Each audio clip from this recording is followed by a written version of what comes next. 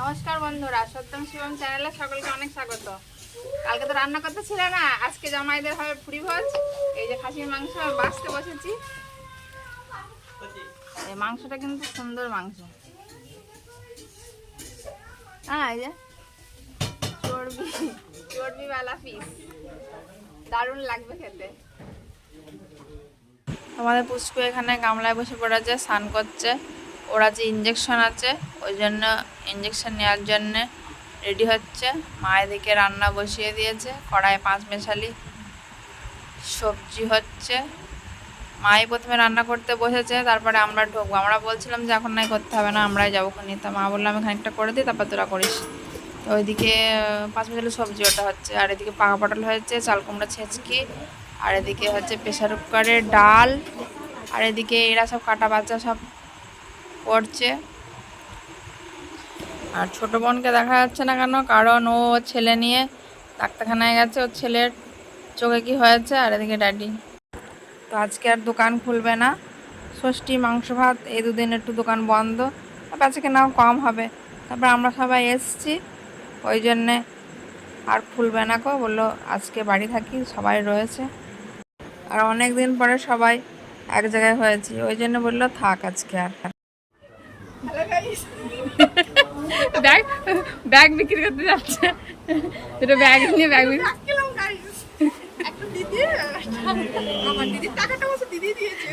কেমন হয়েছে কমেন্ট করে অবশ্যই জানাবে। বেশি না, অনলি 100 টাকা। আর এই ঘরে টিভি দেখছে কে? আমার এই 2 পুত্র। দেখো এখন দুপুরে রান্নাঘরে চলে এসেছি। ও হয়েছে রাঁধুনি, আমি হচ্ছে হেল্পার।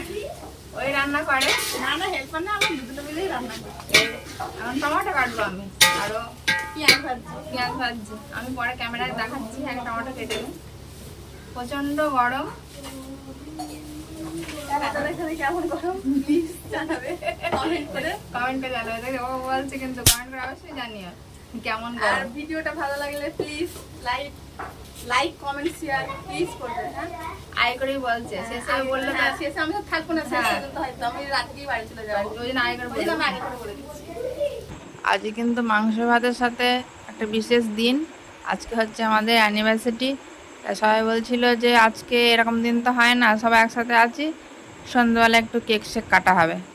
তো আমি বলছিলাম গরমের মধ্যে এসব ভালোও লাগে না, তাছাড়া কি আমরা সেইভাবে অ্যানিভার্সারি পালন করি না।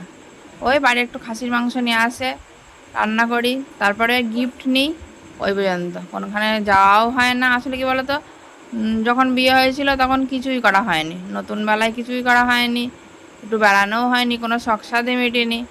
আর এখন তো পরিস্থিতি অন্যরকম।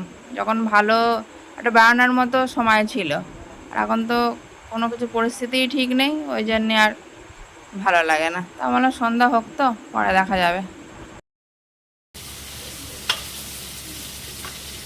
মাংস ছেড়ে দিয়েছি, মাংস ছাড়ছে। উনুনে তাড়াতাড়ি হয়ে যাবে বলে উনুনে করছি। আর ওই দেখো গ্যাসে আমি ভাজছি। খাসির মাংস তো কাঠের জ্বাললে ভালো হয়, সবাই একটু ভালো ভালো যদি নাম কিনবে, ওই জন্য নাম কেনার জন্য। ভালো হলে আমারও শুনতে ভালো লাগে। হ্যাঁ, যে ভালো রান্না, হ্যাঁ যে ভালো রান্না করে খাওয়াতে পেরেছি নাকি। পটল ভাজার ডিপার্টমেন্ট আমার হয়েছে। পটল ভাজা আর মাংস মানে তো একই সাথে নামবে, টিপ টিপ টিপ টিপ করছে। ওই জন্যই ও বললে আমি উনুনেই করি, গ্যাসের সময় লাগবে। মাংস হচ্ছে, আমি বলছিলাম যে পটল ভাজা হয়তো মাংস সাথে নামবে, এরকম হয়ে গেছে। আর এটা হলে হয়ে যাবে। একবারে দিয়েছিলাম না, ওই জন্য ওইগুলো তাড়াতাড়ি হয়ে গেল। আসলে পটল তো সব সমান না সাইজ, ছোটো বড়ো আছে। ছোটোগুলো আগে হয়ে গেছে, বড়োগুলো তলায় পড়ে আছে। দেখো আমার দিদি রান্না করছে, আমার হলো না, পাল্টে গেল। ও গরম পাচ্ছে না, আর গরম পাচ্ছি না। রান্না করে কেমন হয়, কেমন হয় রেজাল্ট ওরা দেয়। প্রচন্ড গরম লাগবে। চল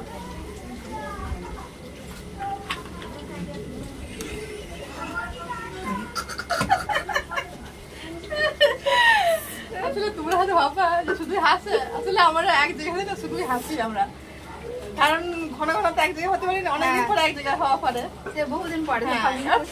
আমার হয়তো বল ফোনে আর কত গল্প হয়, ফোনে সামনে সামনে এত হাসি ঠাট্টা হয় না, আনন্দ করি আমরা। সারা জীবনই তো দুঃখ, এই আমরা একটু হেসে খেলে আমরা পারি, একটু হেসে খেলে থাকতে চাই।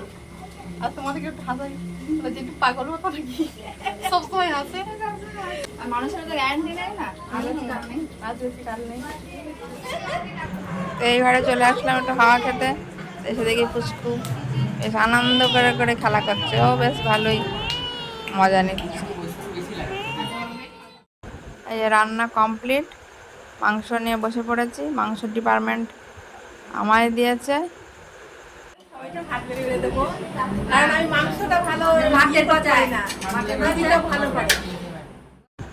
তো মাংস দেখে মনে হচ্ছে ভালোই হয়েছে, চর্বিগুলো সব ভেসে উঠেছে।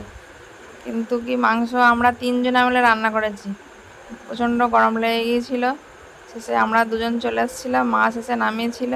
আর দেখো জামাইরা সব খেতে বসে পড়েছে, বেচারারা এত গরম, বেচারারা জামাই গায়ে দিতে পারলো না, জামাইরা সব খালি গায়ে দেখাতে হচ্ছে, কি আর করবো। ওরা স্নান করেনি, খেয়ে নিয়ে স্নান করবে, বললো গঙ্গা স্নান করতে যাবে, ওই জন্য বললো খেয়ে নিই। আর ওই দেখো ও স্বভাব যাবে না, বাড়িও খাইয়ে দেয় মাংস, দেখো তোমাদের হাত বাড়িয়ে বলছে খাও। তো আমি এখন স্নান করলাম, প্রায় 6টা বেজে গেছে।